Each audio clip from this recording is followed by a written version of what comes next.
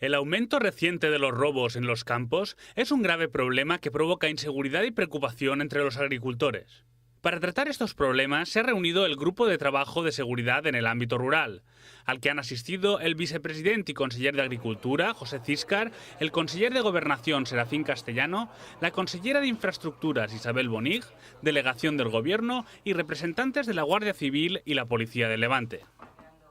El conseller de Gobernación ha valorado la importancia de la creación de un mapa de cultivos, que ayudará a las fuerzas de seguridad de la zona a aumentar su eficacia y eficiencia, lo que les permitirà actuar con mayor rapidez y exactitud.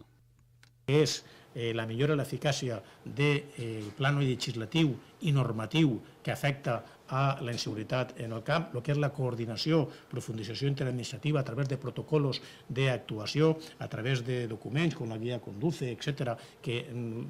ajuden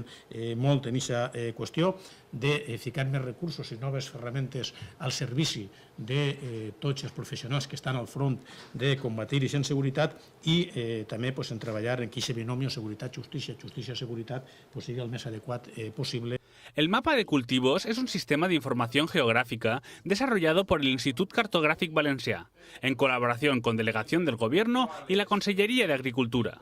Ofrece información sobre los tipos de cultivo y fechas de las cosechas en la comunidad, comarca a comarca, a través de un portal web.